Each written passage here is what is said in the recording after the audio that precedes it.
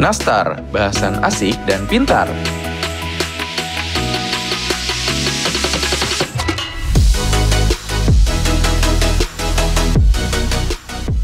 Halo, kita ada di Nastar, bahasan asik dan pintar. Bahasan asik dan pintar hari ini barengan Cifrita. Hai. Halo. Ci, apa kabar? Baik, puji Tuhan. Baik, sehat ya. Kalau ngomongin Cifrita tuh ya, gue paling inget itu adalah account Instagramnya. Udah follow? Udah. Follow ya. Buat teman-teman yang nggak tahu, ini bisa juga follow di @fritaharyanto. Nggak apa-apa kan ya, aku share di sini. Biar nanti tiba-tiba jadi selebgram gitu. Oh. Tapi kalau ngomongin di IG @fritaharyanto itu, kan Cifrita tuh sering banget tuh posting soal keluarga, cerita mulai dari sharing firman Tuhan, terus pembelajaran, pengalaman, cerita lucunya suaminya, anak-anaknya, kayak semua bisa cerita banyak gitu. Sebenarnya gimana sih awalnya kok bisa tiba-tiba tuh IG sekarang jadi tempat buat cerita soal tentang keluarga? Iya, memang awalnya sih nggak pernah menyangka ya bahwa Instagram itu akan jadi tempat curhatan untuk pembelajaran atau refleksi sehari-hari.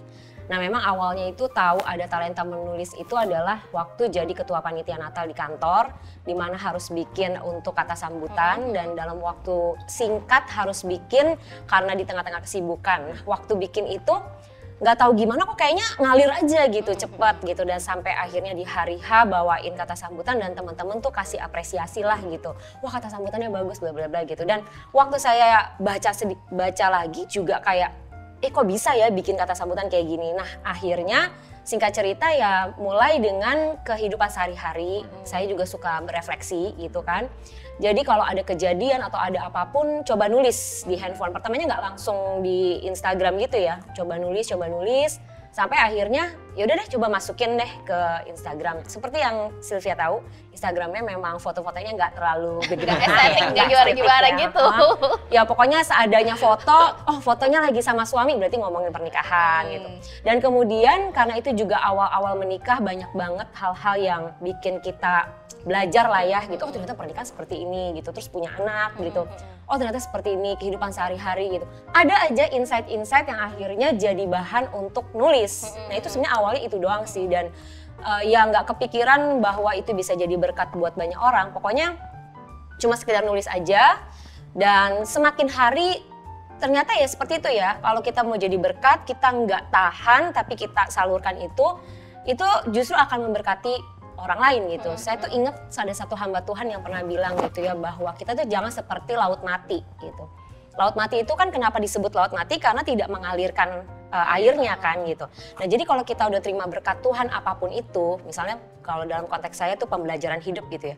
Lalu saya tuliskan itu, seberapapun yang baca, mau di likes atau tidak di likes, ya pokoknya saya cuman menyalurkan aja gitu. Tapi ternyata yang saya dapatkan justru makin banyak yang Tuhan kasih gitu. Hikmat yang Tuhan kasih. Jadi misalnya nih lagi berantem sama suami gitu kan. Ternyata Roh Kudus tuh banyak ngajarin tentang ini gitu ya. Ya udah saya coba tulis aja gitu, saya coba rangkai, saya coba edit gitu, dan biasanya awal-awal sebelum di-post tanya suami, gimana nih? Quality control. Editor nomor satu gitu kan. Karena suami orang bahasa. Nah tapi kesulitannya kalau nanya suami itu seringan saya nggak jadi posting akhirnya. Karena suami, ini kayaknya kata-katanya harus segini deh, ini kayaknya arahnya gini, yaudah deh nggak jadi. Jadi akhirnya lama-lama nggak minta pendapat suami, tapi tulis aja. Yang penting intinya jangan sampai tulisan saya itu menjelek-jelekan suami gitu, atau menghakimi orang gitu. Tapi benar-benar pembelajaran gitu untuk diri saya sendiri.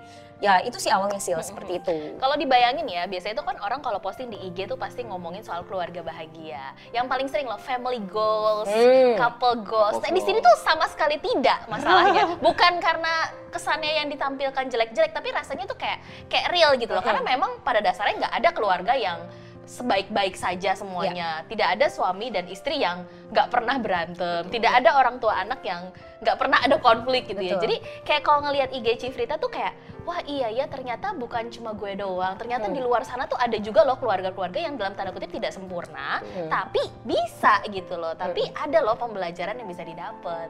Ci, tapi kalau boleh tahu, ya udah berapa lama berkeluarga Ci? Berkeluarga sudah 13 tahun. Wow. Anak-anak? Anak belum 13 sih. Anak dua. Anak dua. 13 susah juga ya. Ya, jadi ya saya sebenarnya cuma pengen genuine aja sih gitu dengan apa yang saya tulis, apa yang saya nggak mau dipoles-poles lah gitu. Karena anak muda zaman sekarang tuh pengennya ya sesuatu yang genuine gitu. Kita nggak mau yang Betul. sesuatu yang oh ya kelihatannya bahagia, tapi ternyata di dalamnya banyak struggle. Justru saya berpikir gini, waktu kita menjadi diri kita apa, bukan diri kita apa deh, artinya tuh gini. Waktu kita menceritakan dan kita mengakui kelemahan kita dan kita belajar dari situ, justru orang lain itu akan look up gitu loh, akan melihat ini sebagai sesuatu, oh ya seperti tadi Sylvia bilang, ternyata gue gak sendiri ya, ternyata struggle ini dialami juga bahkan oleh sepasang suami istri yang hamba Tuhan misalnya seperti itu. Betul. Nah jadi itu buat saya sesuatu yang gak perlu ditutup-tutupi, itu gak perlu jaga image, tapi gimana supaya kehidupan kita ini menjadi suratan Kristus yang terbuka, seperti itu sih. Nah sekarang ngomongin masalah pernikahan nih, karena kan hari ini kita bahasannya tentang pernikahan, Betul, dan keluarga, anak. Iya, jadi tuh hari-hari ini memang aku kan sering ngeliat di IG dan lihat di Twitter. Sumber utama, informasi utama kita IG. Betul. Kita anak zaman now banget. Enggak, kalau anak zaman now TikTok, cuy. Oh iya, gue nggak TikTok Kalau sih. kita kan di atasnya Bener, ya, kita jadi di kan atasnya. kita ya. Tapi banyak mereka yang kondisi sekarang mereka yang nggak mau menikah. Mereka yang bilangnya ribet lah masuk ke pernikahan, pasti banyak konflik, banyak masalah juga. Belum tentu juga istilahnya pasangan yang nanti gue pilih juga bisa sama gue sampai itu. Belum tentu juga Benar. bisa percaya sama dia gitu. Banyak juga yang kalau jadi pacar manis, begitu jadi suami Atau- ternyata ketahuan. Nah, Semuanya bolak-balik. Oke deh, iya. nah pertanyaan pertama nih Ci, buat Ci Frita. Sebenarnya sebagai kan kita orang Kristen gitu ya. Iya. Apakah kita memang butuh untuk menikah atau harus untuk menikah? Atau Oh, jangan-jangan itu pilihan. Harus Iya. itu. Harus. Harus, kalau kata orang tua harus, karena dia pengen Oh. cucu.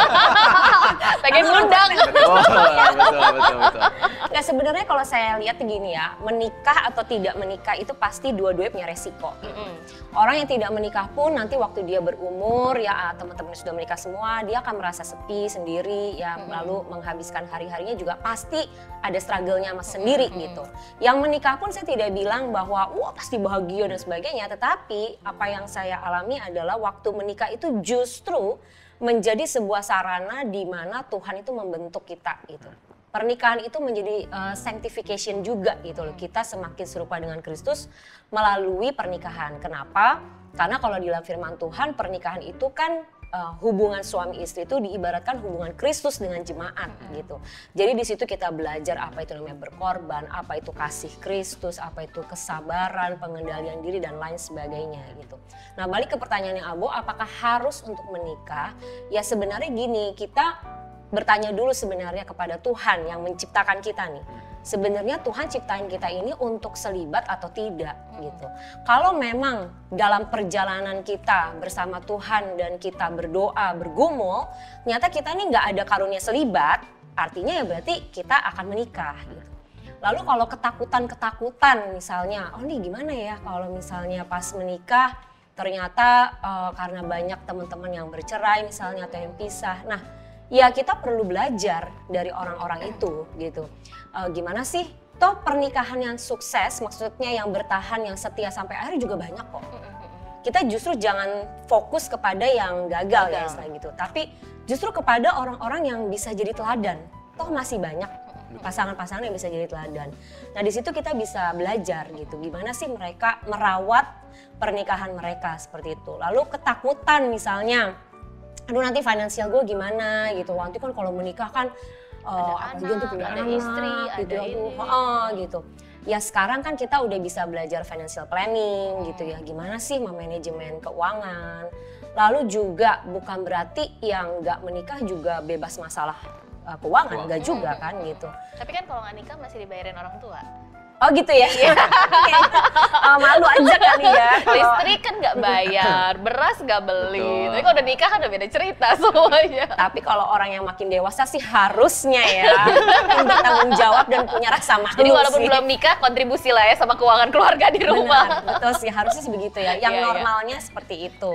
Jadi kalau masalah kayak financial seperti itu ya memang satu hal ya yang dunia lagi cekokin ke kita tuh adalah wah kita nih harus sukses. Di mana ukuran sukses itu kalau punya investasi, kalau punya passive income, kalau punya bla bla bla gitu kan. Padahal kan sebenarnya ya nggak seperti itu gitu. Dan firman Tuhan juga tidak pernah memberikan sebuah definisi kata sukses atau kaya itu adalah tolak ukur dari berkat, kan tidak juga gitu. Justru lewat kita menikah, kita mau sama-sama berjuang gitu ya dalam hal finansial, kita belajar kan mencukupkan diri, kita belajar mengutamakan kebutuhan dibandingkan keinginan seperti itu. Jadi perlu dilihat dulu nih, kenapa nggak mau meritnya gitu. Karena ya itu tadi, nggak merit pun ada masalahnya loh. Bukan berarti Anda terbebas dari masalah. Nah sekarang yang mau merit pun juga motivasinya harus benar gitu. Jangan sekedar halal, yang penting gue udah halal gitu kan. Atau Jangan ya gitu. kan saya udah pacaran 9 tahun. nih, Udah mau panggil diapain? ayah bunda. Masa sih nggak jadi gitu kan. Kayaknya malu banget gitu. Udah di depan. Jangan ya, Apa? awas ya, nggak boleh Tidak, panggil ayah saya bunda. tidak. Dia pakai mami bukan ayah bunda. Tapi kalau misalnya untuk pendengar yang nggak tahu, tadi kan kita sedikit singgung masalah selibat. Gitu. Iya. Mungkin kalau misalnya yang awam, apa sih selibat? Selibat tuh memutuskan untuk hidup sendiri tanpa Karunia menikah. hidup sendiri ya. Tapi ya dengan tujuan ya pasti untuk melayani Tuhan dan pekerjaan Tuhan kan. Bukan Pasti. party-party gitu tapi single, Iya. sana sini Betul, bukan, itu betul, beda betul, ya. betul. Jadi misalnya nih dia punya panggilan ke daerah yang rawan bencana atau rawan perang gitu, sehingga nggak mungkin nih kayak Bawa menikah, dia keluarga. mau misionaris di pedalaman dan dia memang udah doain sungguh-sungguh dan punya tujuan yang clear bahwa saya mau selibat gitu. Jadi tujuannya jelas sehingga waktu orang tua bertanya dia bisa pertanggungjawabkan gitu. Jadi ya itu tadi, keputusan selibat itu pun perlu juga nanti mendapat konfirmasi dari pemimpin rohaninya, kakak rohaninya. Jadi bukan untuk menghindari masalah pernikahan, bukan. Tapi benar-benar karena panggilan Tuhan gitu. Kayaknya ketakutan terbesar orang tuh kalau mau nikah ya, yang bahkan mungkin masih terjadi di Hamin 14 di Nah kalau lu pernikahan. sendiri kan udah menikah nih, kan gue belum kan? Iya. Kan gue akan mau menikah nih. Gue lagi mikir ya apa ya masalah gue ya waktu itu ya. Nah ketakutan terbesar lu dulu apa sih? Takut milih orang yang salah. Kayaknya itu yang paling umum gak sih? Bahkan kayak ada yang di malam sebelumnya tuh masih kayak Worry bener nggak gitu ya? Iya nggak ya gitu. Itu gimana dong ya? Daripada salah nikah terus kan kita tidak diizinkan bercerai, kita tidak di Alkitab tidak mengizinkan gitu ya. Daripada ujung-ujungnya cerai mendingan nggak usah gitu. Dan sebenarnya kan ketakutan itu kan sebenarnya wajar ya Ci. Maksudnya Ketakutan Apa ya? seperti itulah ya.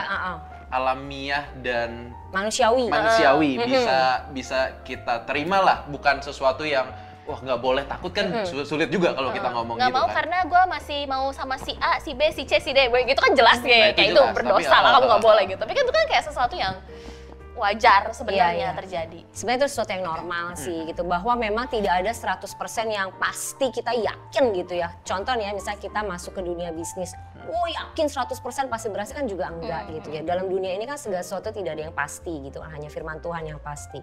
Nah jadi dalam hal memilih pasangan memang pertamanya itu harus tahu dulu, mengenali dengan jelas siapa nih orang yang akan kita nikahi ini gitu. Keraguan itu kan karena kurang mengenal kan. Nah jadi hal-hal yang prinsip itu makanya pacaran itu ya buka mata lebar-lebar gitu, bukan buka yang lain gitu. Iya. Harus secara objektif menilai Iya, gitu, nih iya. calon pasangan saya nih seperti ini. Jangan didinai gitu, misalnya nih ada, iya sih dia orangnya emosian sih, kalau udah marah tuh ya bisa banting-banting. Tapi nanti dia pasti berubah lah gitu ya. Jangan Nanti kayak juga. gitu ya. Nah itu nggak boleh seperti itu. Jangan deny. Kita buka mata lebar-lebar. Oke, ini calon pasangan saya ternyata kalau emosi dia banting-banting barang gitu. Dan ternyata setelah kita jalani emang seperti itu. Wah waktu lagi nyetir diserempet sedikit langsung tanduknya kaca. keluar gitu kan. Iya, buka kaca, semua kata-kata binatang keluar. Udah lupa dia tuh kalau dia tuh misalnya pemain musik di gereja atau apa, udah lupa dia Ini tuh bukan ya. ngomongin suami saya kan ya? Bukan ya? Oh bukan. Bukan. dong. Soalnya suami saya main musik gereja. Oh enggak. Nah, emang suami Anda gitu? Enggak Enggak, dong, kan? enggak Ya, dong, dia jangan sabar ya, sekali. iya. Ya, jangan terpengaruh dengan kalung salib. Karena salibnya belum tentu salib Yesus. Siapa tahu salib penjahat di sebelahnya Yesus gitu. Jadi jangan terpengaruh sama kayak gitu. Nah, balik lagi ke pertanyaan Sylvia, kalau misalnya kita nggak yakin ya makanya yang ideal nih berteman dulu, berteman dekat, lalu ya berpacaran lah ya gitu, menjalani masa pranikah. Nah memang kenapa? Karena kalau kita sudah berteman dulu, kita tuh akan lebih natural kenalnya gitu. Oh gue udah tahu nih orangnya kayak gini, kalau temenan, kalau ngomong. Bukan deket yang jaim-jaim gitu ya, Betul. tapi memang purely temenan aja bukan gitu kayak ya. di setting gitu, gue lagi pacaran nih gitu, gue harus dapet nih cewek gitu kan, enggak. Nah tapi kalau misalnya keidealan itu tidak terjadi, artinya memang harus ternyata langsung berteman dekat nih gitu ya, lalu dicomblangin misalnya gitu. Ya udah coba jalani prosesnya dengan natural gitu, jalani lalu tanya kakak rohani bilang apa, terutama orang tua kita karena restu orang tua itu penting sekali gitu. Lalu sambil kita doakan, minta konfirmasi sama Tuhan, dan waktu Tuhan bukain, yaitu kita jangan aduh Tuhan, tapi dia nih gini loh, gini nggak apa-apa lah gitu. Aku udah sayang banget Ya, aku udah sayang sama banget dia. gitu. Aku kayak menghidupi banget siarannya. Aku udah umur segini Tuhan, nanti stoknya habis gitu kan. Apalagi sekarang kayaknya cewek lebih banyak daripada cowok gitu. Persaingan ketat ya. Persaingan ketat. Nah, jadi kekhawatiran itu akhirnya bikin kita jadi semua diterabas. Udahlah, nggak apa-apa lah, yang penting gue married, masalah nanti ini, masalah belakangan gak bisa gitu. Jadi bener-bener jalani dan undang orang-orang dalam arti terbukalah. Jadi jangan eksklusif Betul. gitu ya. Jangan eksklusif. Jadi pacaran itu jangan eksklusif, artinya ya sesekali kita jalan berdua oke gitu. Tapi ajak misalnya ke komsel kita. Kita lihat nih gimana dia berrelasi dengan teman-teman kita gitu. Lalu juga ya kita kalau yang mungkin long distance atau apa, ya kita ketemu, fisik ketemu gitu loh. Jangan sampai ngandelin Video call. Iya, Zoom doang gitu kan cuman ngelihat sekotak gitu doang gitu.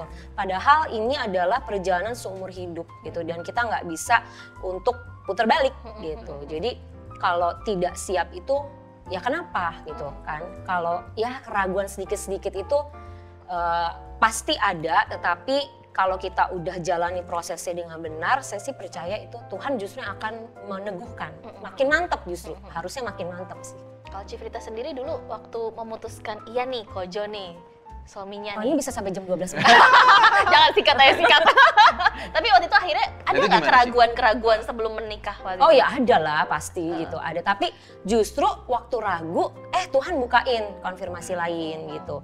Jadi ada hal-hal yang saya nggak setting, tiba-tiba bisa pelayanan bareng. Tiba-tiba saya bisa lebih kenal dia gitu. Lalu kita terbuka ya, jadi misalnya kondisi ekonominya Kojo, kemudian dulu Kojo tuh punya sakit artritis tahunan. Itu semua saya nggak tutupin di depan orang tua saya. Jadi saya bilang, Pah aku lagi deket sama orang gitu kan, sama teman. Tapi dia kondisi ekonominya seperti ini, papahnya, keluarganya, lalu papa saya kan dokter ya, jadi saya kasih tahu juga nih, Kojo nih punya artritis, itu penyakitnya seperti ini loh Pak, kayak gini-gini. Dan ternyata amazingly ya papa saya cuma bilang, kalau buat papa ekonomi itu nggak terlalu penting, yang penting orangnya. Gitu. Karena kalau kamu ketemu orang kaya tapi dia karakternya nggak benar, itu kekayaan bisa habis dalam sekejap. Tapi kalau dia bertanggung jawab, dia takut sama Tuhan, dia sayang sama kamu, ya udah gitu. Oh gitu ya. Padahal saya waktu mau ngomong tuh ya, udah takut gitu, udah wah gimana ya kalau papa misalnya bilang, waduh sakit kayak gitu, jangan deh, mendingan jangan deh misalnya gitu kan. Itu kan jadi bikin kita nggak mau maju kan. Nah tapi papa bilang, oh artritis nggak apa-apa lah, itu mah bisa kok, itu kedokteran sekarang udah maju bla bla bla. Dan ternyata bener loh, setelah menikah itu nggak pernah ada kambuh-kambuh lagi, padahal itu 3 tahun sekali dulu kambuh. Dan kalau udah kambuh itu bisa sampai bed rest, nggak kemana-mana. Gitu. Jadi perjalanannya itu benar-benar buat saya tuh ya, oh ini ternyata semakin meneguhkan ya.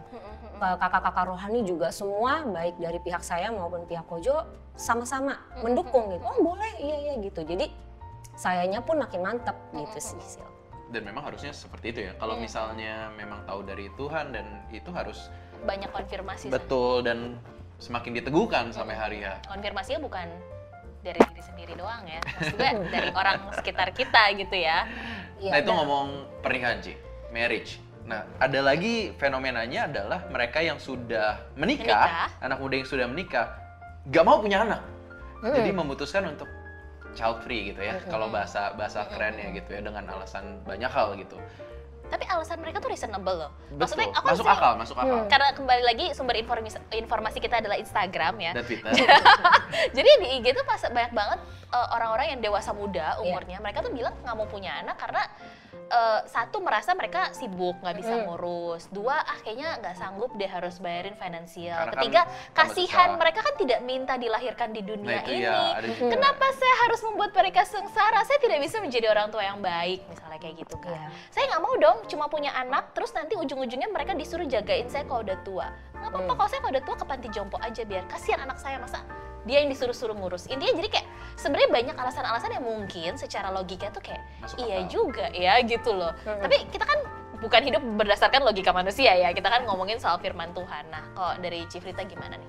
Oke, yang saya tahu tuh sebenarnya sugar free ya, atau MSG free gitu ya, atau debt free gitu kan. Ini child free ya. Child free. Yang mana sebenarnya kata-kata child free gitu kan, kayak tadi kan sugar free itu kan sebenarnya satu kata di sebelum free itu sebenarnya sesuatu yang negatif ya. Sugar free, debt free gitu kan. Nah ini seolah-olah kok dikasih istilah child free tuh kayaknya anak tuh sesuatu yang buruk gitu. Karena mungkin anak itu melelahkan. Ya gitu ya. Gak curhat, ini gak curhat, ini gak curhat. Gak kan kalau di IG gitu ya, banyak kayak ibu-ibu yang udah pasti kucel gitu, kayak udah sangat berdarah-darah mengurus anak dari pagi sampai malam gitu. Jadi kayak mungkin mereka melihat ternyata jadi ibu tuh nggak asik ya, ternyata punya anak tuh nggak enak gitu, itu membatasi saya sebagai perempuan untuk berkembang lebih jauh gitu. Oke.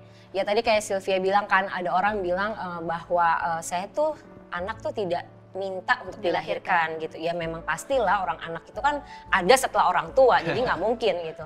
Tetapi kalau anak itu sampai hidup, anak itu ada, anak itu bisa lahir di dunia ini, itu sebenarnya ya karena Tuhan berkehendak dia hidup gitu. Karena betapa banyak pasangan yang pingin sekali punya anak, tapi belum dikaruniai anak gitu. Jadi kehadiran anak itu ya saya yakin dan percaya itu pasti karena rencana Tuhan gitu. Nah, kalau kita balik kepada firman Tuhan nih di dalam Maleakhi 2 ayat 15, bahwa kehendak daripada Allah dari kesatuan suami istri itu adalah keturunan ilahi. Jadi waktu pria dan wanita dikuduskan, menikah gitu ya dalam satu pernikahan yang kudus, apa sih yang dikehendaki Allah? Sebenarnya yang dikehendaki Allah adalah keturunan ilahi. Jadi kenapa nggak mau punya anak gitu loh. Memang sekarang dengan kehidupan dunia yang semakin dinamis dan semakin sibuk ya, kemudian orang mau mengejar karir, mau mengejar mimpi, itu jadi seolah-olah anak tuh hambatan. Padahal punya anak itu luar biasa indah. Saya yang sudah punya anak pun bukan berarti nggak repot ya. Repot iya. Bukan berarti nggak tantrum ya. Oh iya. nambahin. Iya memang itu tidak bisa terelakkan gitu kan. Tetapi punya anak itu juga membawa berkat tersendiri gitu dalam kehidupan rumah tangga, itu menjadi satu warna yang luar biasa gitu. Karena kalau tidak ada anak juga keluarga tuh ya sesuatu yang bukannya tidak komplit ya. Saya bilang nggak boleh tuh kita bilang kalau keluarga tanpa anak itu tidak komplit, itu salah ya. Karena bagi Tuhan ya kalau suami istri sudah menikah itu pun sudah disebut berkeluarga kan. Kehadiran anak itu sebenarnya adalah upah, adalah bonus, adalah anugerah gitu. Karena firman Tuhan di dalam Mazmur 127 ayat 3, children are gift from the Lord, they are a reward from Him gitu. Jadi punya anak itu sebenarnya reward dari Tuhan, bahkan keinginan punya anak pun itu adalah godly desire gitu.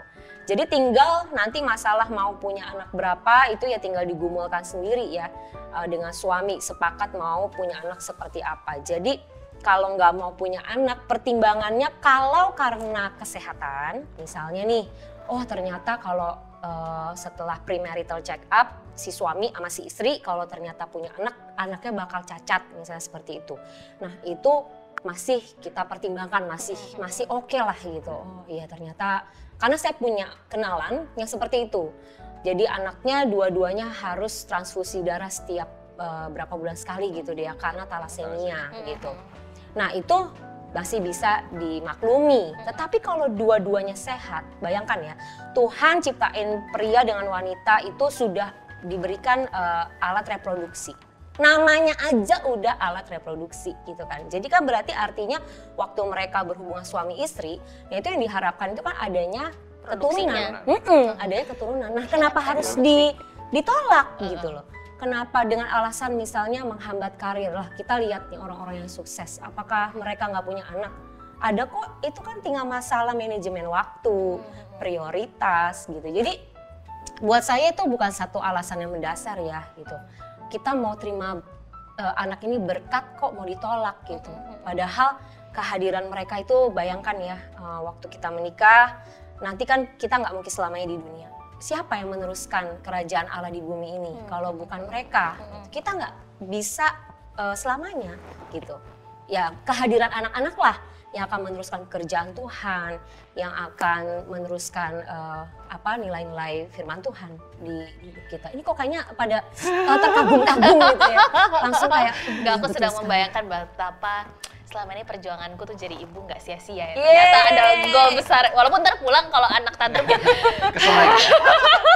capek lagi. Tapi mungkin juga ada alasan yang lain, Ci. Mungkin ada beberapa yang memutuskan untuk punya anak bukan karena kepentingan sendiri. Kan kalau tadi kan kita bahas istilahnya karena mungkin menghambat karir sendiri atau finansial keluarga kita sendiri. Mungkin kalau aku juga sempat mikir gitu, kalau punya anak takutnya kan kita tahu tantangan zaman kan makin sulit ya. Makin Apalagi jahat dunia ya ini. secara sosial juga mereka hidup untuk menjadi orang Kristen saat ini aja, untuk memelihara iman yang benar aja tuh sulit, apalagi di masa depan gitu. Kadang aku mikir kalau misalnya punya anak, Kayak tanggung jawabnya bakal besar banget gitu ya. dari Bisa orang tua, nggak ya dari gitu. orang tua tanggung jawabnya besar, dari anaknya pun kasihan sebenarnya. Jadi aku sempat mikir, kan kitanya takut gitu. Kalau aku takut gitu. Kalau misalnya aku udah, mungkin kita bisa taruh benih firman dari kecil gitu. Udah ajarkan semuanya lah.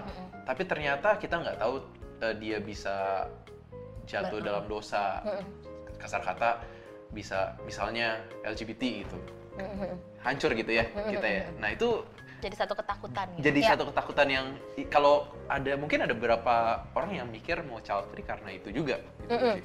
Nah, itu gimana tuh? Iya, Pendapat. memang ketakutan seperti itu sih manusiawi ya. Gitu. Saya punya 2 anak juga yang semakin besar dengan tantangan zaman seperti ini juga pasti tidak lepas dari ketakutan tadi Abo bilang. Gitu. Tapi justru dengan kita ada kekhawatiran seperti itu, kita tuh makin merendahkan diri, ya, makin berdoa, makin menyerahkan mereka sama Tuhan gitu, makin berserah dan makin remuk hati untuk mereka gitu.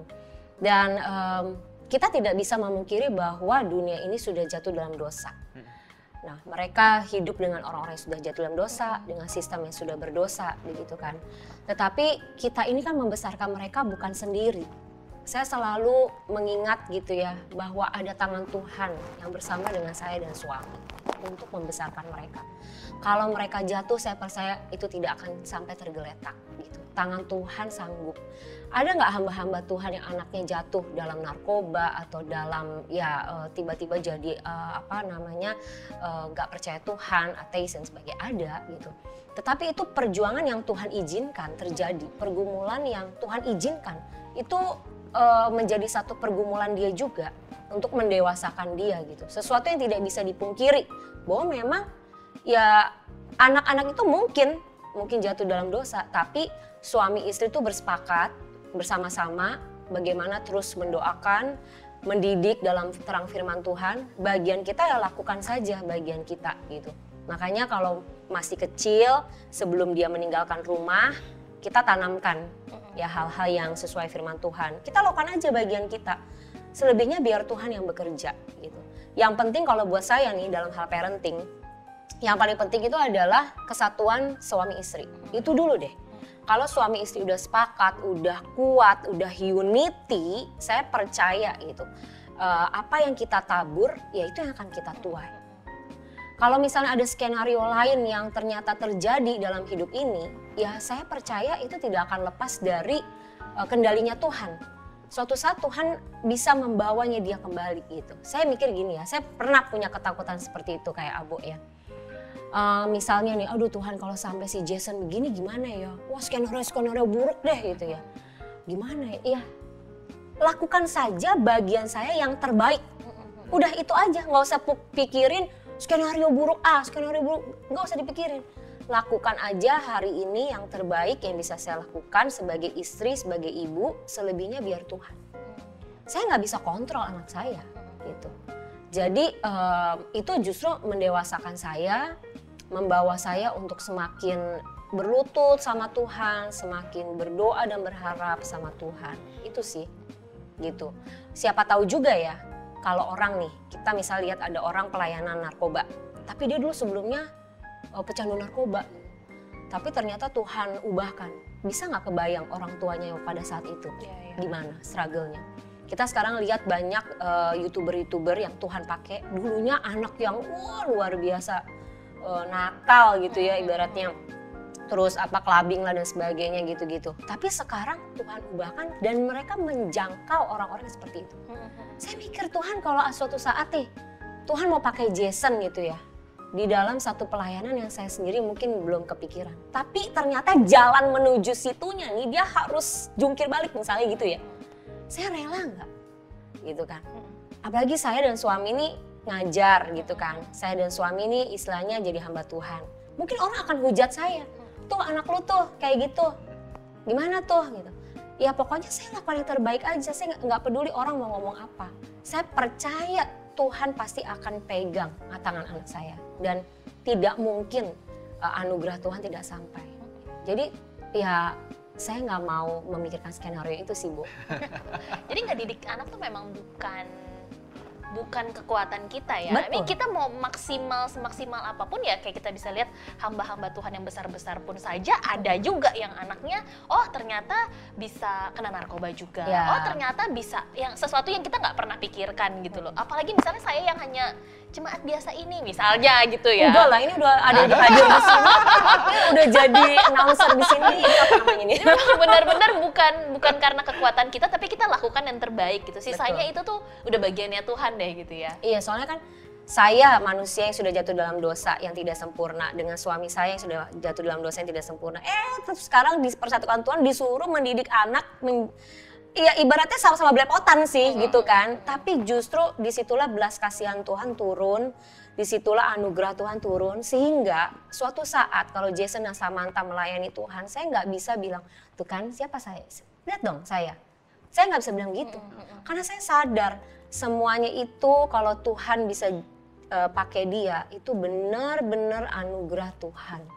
Bukan karena saya, bukan karena suami saya, bukan karena kami hamba Tuhan, bukan karena kami ngajar dan lain sebagainya.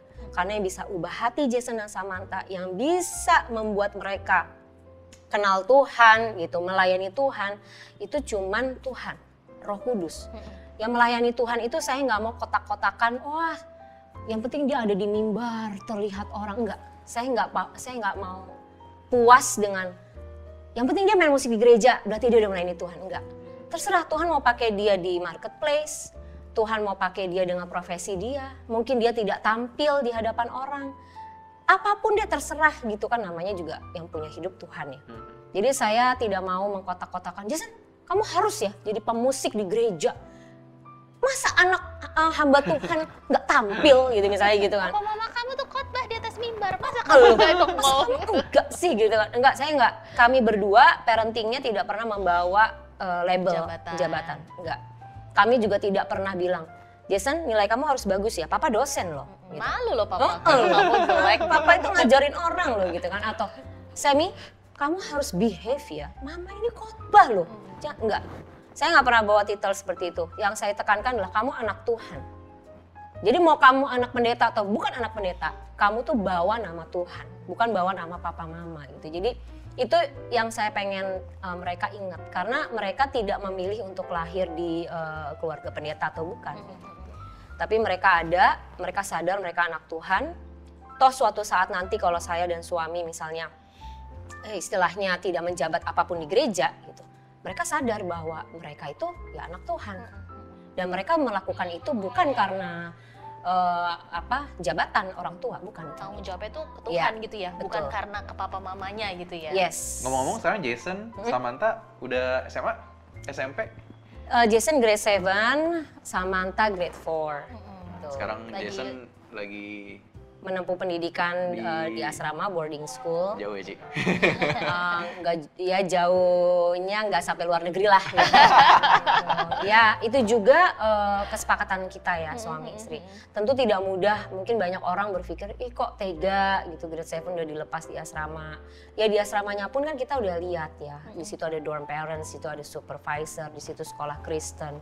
Kita bisa ketemu seminggu sekali pun Jason bisa pulang kok gitu. Nah masalahnya gini sih, kita tuh ikut Tuhan juga bukannya nggak boleh dengerin pendapat orang ya. Tapi kalau kita sudah firm suami istri, dapetin dari Tuhan dan kita jalanin, orang mau ngomong apa itu bukannya kita nggak peduli, tapi ya udah Tuhan yang bela gitu aja. Orang mau pikir, tega banget ya kok kayak gitu, ngebuang anak ya gitu.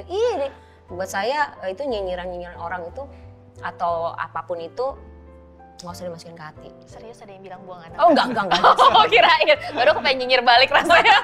enggak. Mungkin dalam hati orang gitu, karena iya. semua orang yang mendengar Jason itu di boarding kayak school. merasa kok kecil banget udah di boarding school semua gitu tuh ya. mempertanyakan why gitu kan. Jadi sepanjang saya dan suami sudah firm dan Jason juga sudah firm dan kita lihat juga dia oke, itu ada buahnya, ada hasilnya saat ini. Ya udah kita jalanin seperti itu. Orang tua kan juga sempat mempertanyakan gitu, kenapa gitu, apakah so worth it itu gitu untuk di boarding school. Ya kita bisa jelaskan gitu. Jadi kesatuan suami istri sekali lagi sih penting kalau buat parenting ya. Kita emang ngomongin kesatuan suami istri, soalnya ada beberapa kasus juga. Jadi mereka akhirnya karena misalnya ada salah satu antara suami istrinya mau punya anak, ternyata salah satu pasangannya belum mau punya anak, nah itu akhirnya jadi sumber konflik yang lumayan besar juga. Nah itu sebenarnya bisa diatasi waktu sebelum menikah. Kan di bimbingan pranikah ada pembahasan tuh mengenai keluarga berencana. Nah di situ harus disepakati kita mau punya anak berapa, kita mau segera punya anak setelah menikah ini atau menunda atau apa. Nah itu harus diomongin tuh dari awal. Jangan cuma nantilah, gampang. Begitu menikah, tahu-tahu ekspektasi yang berbeda. Aku mau kejar karirku dulu loh ya, aku nggak mau merit loh ya. Atau pada saat udah punya anak, suaminya berharap istrinya jadi ibu rumah tangga, istrinya nggak mau. Kita waktu pacaran nggak ada loh kayak gini-gini, nggak ada pembahasan gini loh. Aku mau berkarir loh, aku nggak mau loh disuruh di rumah 24 jam. Nah itu sumber konflik. Makanya yang mau menikah harus ikut bimbingan pernikahan. Benar. Wajib ya. Ini bukan cuma sekedar syarat prosedur dari gereja. Betul. Karena memang perlu ya. Penting sekali. Bahkan ada gereja yang 1 tahun BPN-nya benar-benar dipantau seperti itu. Karena memang kalau sudah memutuskan untuk menikah, cincin ini sudah terpasang, ya ini udah nggak bisa ibaratnya kalau dimasukin ke ruangan tuh udah nggak ada engsel pintu buat keluar. Ya, nggak ada jalan keluarnya lagi ya. Iya. Benar loh. Sudah menikah? Saya bahagia loh ya, saya bahagia loh sebenarnya. Nih, Abu nih yang harus kita terus. Memang, tapi saya sudah lulus BPN. Tapi kalau kita tadi kan sempat ngomongin selibat nih, orang-orang yang memang ada panggilan untuk tidak menikah ya. Gitu. Ada nggak sih keluarga-keluarga yang dapat panggilan tidak punya anak untuk tidak memiliki anak? Itu sampai saat ini sih saya belum tahu ya maksudnya. Tapi saya pernah dengar nih ada sepasang suami istri yang memutuskan untuk tidak mau punya anak tetapi mengadopsi anak. Nah tetapi karena saya tidak terlalu kenal dengan pasangan ini, jadi hanya mendengar dari cerita orang, jadi saya nggak tahu nih akarnya apa nih, kenapa nih nggak mau punya anak gitu. Apakah trauma, apakah penyakit atau apa nggak tahu. Tapi at the end dia memutuskan untuk mengadopsi. Dan waktu dia mengadopsi di salah satu panti asuhan di bawah salah satu naungan gereja, panti asuhan itu tidak memperbolehkan pasangan ini memilih. Saya mau anak yang itu ya, gitu. Enggak. Jadi panti asuhan itu langsung aja nih, kamu mau adopsi anak ya? Oke, kita yang pilihin. Dipilihinlah satu anak yang ternyata waktu bertumbuh anaknya ada penyakit gitu. Tapi diurus dengan baik seperti anaknya sendiri. Gitu. Jadi ya saya tidak mau menyalahkan orang artinya menghakimi, wah pasti kamu berdosa lo nggak mau punya anak gini. Siapa tahu dia memang nggak mau cerita ya ke kita gitu, keluar ada alasan tersendiri. Mungkin kalau diceritakan bisa membuka aib seseorang misalnya seperti itu. Kan kita nggak tahu trauma misalnya ya, trauma misalnya ada orang korban pemerkosaan misalnya. Sehingga dia sangat trauma misalnya, punya problem dengan mentalnya dan dia menikah tapi tidak mau punya anak gitu, misalnya gitu, sulit dalam berhubungan seks apa segala dan sebagainya gitu. Ya itu kan nggak bisa dibuka di muka umum. Iya, saya tidak mau punya anak, saya child free karena saya adalah korban, kan nggak mungkin. Jadi sulit sih Sil untuk menilai orang itu. Kok child free sih, salah deh lu gitu. Tapi kalau dia bisa pertanggungjawabkan itu di hadapan Tuhan, ya go ahead. Gitu. Berarti PR-nya buat kita adalah, buat kita semua berarti adalah melihat anak itu memang bukan jadi satu beban ya. Betul. Karena kalau udah dilihat dari awal saja sudah melihat ini sebagai satu beban. Monster gitu misalnya. Anak kecil monster. Lari-lari. Kalau masih kecil masih cute kamu ya. Tapi kalau udah agak gede. Udah bisa lari. Udah ngejawab kalau diajak ngomong. Waduh. Udah bisa pukul pakai bantal. Oh my god, anakku. Jadi gimana ya? Gimana caranya untuk menolong? Karena mungkin banyak orang tua juga yang terjebak rutinitas ya. Udah kerja capek, nyampe rumah ketemu yang katanya gift nih, yang katanya hadiah reward dari Tuhan, tapi kok kayak gini gitu, malah bikin ngelus dada ibaratnya. Gimana caranya untuk kita juga bisa menolong teman-teman nih melihat bahwa ini tuh anugerah loh, walaupun kadang-kadang dia tantrum, dia tuh tetap anugerah gitu. Gimana ya untuk menolong kita semua gitu? Ya kembali menyadari sih ya bahwa anak itu kan anugerah ya. Maksudnya gini, dalam kita mengikut Tuhan, kalau saya tuh supaya saya selalu sadar akan tujuan Tuhan itu memang tidak lepas dari hubungan kita pribadi sama Tuhan. Gitu. Waktu kita saat teduh setiap hari, kita tuh diingatkan gitu bahwa kamu tahu nggak, ini anak ini adalah gift dari Tuhan. Memang kelihatannya sekarang ini sesuatu yang kayaknya burden banget, beban banget. Tapi waktu anak itu besar, waktu anak itu kita didik, justru dia akan mendatangkan kebahagiaan. Firman Tuhan bilang seperti itu. Anak yang dididik itu akan mendatangkan ketentraman, kebahagiaan dalam kehidupan orang tuanya. Sehingga memang ya sekarang ini masa kecil tuh masa menabur gitu. Kayak ibaratnya benih waktu ditabur nih. Kan kita kerja keras kan, harus diairin, ya kan, harus dipupuk, waduh kerja keras banget. Tapi waktu dia berbuah, waktu dia panen, itu kan hasilnya membahagiakan kan. Nah sekarang belum panen nih gitu, jadi ini lagi masa menabur nih. Masa menabur dengan air mata, gimana kita ngomel, gimana kita doain dia, itu masa menabur gitu. Ya kita berdoa supaya apa yang kita tabur ini Tuhan memberikan pertumbuhan yang terbaik, sehingga waktu dia besar, dan dia sudah berbuah, justru dia mendatangkan berkat bagi hidup kita, sehingga kita bisa wah luar biasa ya Tuhan ya, saya bersyukur sekali punya Jason dan Samantha. Meskipun waktu kecilnya ya ampun itu hari pertama K1 nggak mau masuk kelas ya, itu emang benar sih, Jason nggak mau masuk kelas, dia malah manjat-manjat pagar gitu, nggak mau ini karena kan agak heboh ya. Iya, agak heboh meskipun aduh sulit sekali waktu ASIL, sulit sekali waktu dia sakit dan lain sebagainya menemani. Tapi ternyata wah sudah besar nih. Wah, ternyata menjadi berkat ya gitu. Kita senang gitu melewati masa tua dengan anak-anak gitu. Davina gimana dulu pas pertama kali K1? Oh, lucu dia. Davina mah oke banget. lucu banget ya. Dia gimana dulu? Tapi berarti yang menguatkan mungkin buat teman-teman yang lagi mempertimbangkan nih kayak, aduh punya anak nggak ya, bisa nggak ya? Terutama menurut gue perempuan sih, karena kayak banyak dalam keluarga-keluarga tuh yang pada saat punya anak, perempuan-perempuan tuh dalam tanda kutip ya, kayak seolah-olah ketahan gitu loh, kayak yang harusnya kita bisa lari 100 km per jam nih, gara-gara punya anak kita harus ngerem nih jadi 50 km per jam. Nggak bisa dong kerja pulang lembur seenak-enaknya karena ada anak nungguin di rumah. Beda sama suami ya yang lebih, nggak tahu ya, bener gak sih? Kayak suami kayak lebih free gitu, kayak lebih suami santai. Suami lebih dituntut banyak ya, karena kamu kan harus menghidupi ya, kamu harus bekerja keras. Betul. Gitu ya. Betul dong. Kayak editor sound kita yang belum pulang-pulang. Dia harus bekerja keras ya. Tapi berarti ini satu penghiburan bahwa enggak selamanya anak itu akan tantrum, enggak selamanya dia akan menolak makan atau manjat-manjat pagar gitu ya. Enggak selamanya kalau makan siomay harus disuapin. Bahkan anak yang berkebutuhan khusus sekalipun itu juga gift from God.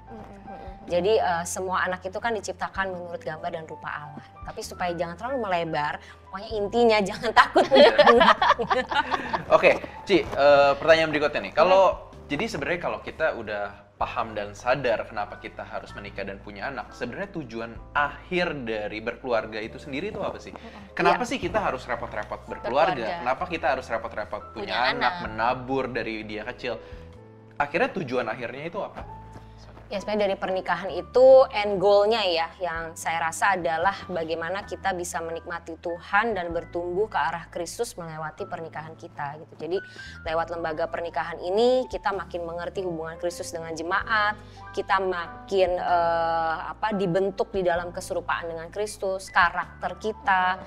Nah itu sih, karena memang seperti Roma 8:28-29 gitu, bahwa Allah itu sudah menentukan kita dari semula untuk menjadi semakin serupa dengan gambarnya. Nah melalui lembaga pernikahan ini kita akan semakin mengerti. Karena memang Alkitab itu ya, awalnya aja kejadian itu bicara penciptaan Adam dan Hawa, kemudian dia punya keturunan, itu bicara keluarga kan. Lalu di akhir dari Alkitab kita, di kitab Wahyu itu bicara tentang apa? Perkawinan anak domba. Jadi sama-sama analoginya nih pakai peristiwa keluarga kan, seperti itu. Jadi memang keluarga ini menjadi satu tema yang sangat menarik, dan Tuhan juga mau untuk menggambarkan Kristus dengan jemaat ini lewat hubungan suami dengan istri. Dan di Alkitab juga kita bisa menemukan banyak ayat bagaimana pengaturan Tuhan dalam keluarga. Di Kolose, di Efesus, di Amsal, dan lain sebagainya. Oke, pertanyaan terakhir yang kita tanyakan. Terakhir dari belum. Tadi terakhir. Sekarang terakhir. Pertanyaan terakhir yang kita tanyakan ke semua narasumber. Ada cita-cita yang belum kesampaian? Atau cita-cita buat Jason, Samantha? Cita-cita yang ya? belum kesampaikan? Oke, kalau saya pribadi, saya pengen bikin buku. Mantap. Iya, jadi dari semua. Udah kan? On the way kan? On the way tapi belum realisasi. Agak nge-pause ya? Iya, jadi masih dalam pemrosesan bikin buku gitu, dan tentang pernikahan sih, lebih ke arah pernikahan. Kemudian kalau untuk anak-anak ya, bagaimana mereka bisa kenal Tuhan sih, itu aja sih. Itu karena memang ya tidak ada yang lebih membahagiakan, yang membuat kita lebih bersuka cita selain daripada melihat anak-anak kita hidup dalam kebenaran. Mantap Gitu. sekali. Kita doain lah setiap buku cepat-cepat dirilis gitu, jadi kita bisa baca juga. Berdoa buat Thank Jason you. Samantha juga. Yes. Biar Bisa. terus ada dalam Tuhan, terus Amin. dalam pemeliharaan Tuhan. Amin. Bisa ngecek di IG juga kalau Betul. pengen lihat snapshot buku yang belum rilis. Nggak, dia ada sharing-sharing Ada singkat-singkat. itunya. Share singkat-singkat. Ada Oh, ada tagihan. hashtagnya ya. Hashtagnya apa? Dibentuk lewat pernikahan. Dibentuk lewat pernikahan, itu banyak sih, dari A sampai Z, mulai dari suami, anak, kerja. Dan kita juga berdoa kalau misalnya ada yang dengerin obrolan kita kali ini, jangan takut untuk menikah, jangan takut untuk punya anak. Kamu masih takut? Puji Tuhan enggak, karena kan bentar lagi ya. Iya. Jangan sampai takutnya sekarang dong, udah lewat mestinya. Yang penting terus tanya Tuhan, terus Betul. diperlengkapi, terus juga planning juga jangan lupa. Dan nanti mungkin salah satu yang penting adalah pada saat lagi ngalamin pikiran-pikiran seperti ini, jangan sendirian. Betul. Ajak kakak rohani, ngobrol Komunitas juga, sama jangan lupa. komunitas, sama Iya. teman-teman yang dapat dipercaya gitu. Karena kadang-kadang memang pikiran-pikiran ini tuh menyerang pada saat sendirian. Kalau dari sendirian, overthinking, terus Iya. stres, akhirnya jadi depresi. Jadi ajak teman-teman komunitas keluarga rohani. Dan mungkin satu kalimat terakhir adalah the antidote of fear is faith. Jadi yang bisa mengalahkan ketakutan itu hanyalah iman. Mantap sekali. Thank you Civita hari Oke, ini. Tuhan Yesus Menyenangkan memberkati sekali. Thank you, berlimpah-limpah. Tuhan Tuhan Yesus berkati. berkati semuanya. Thank you.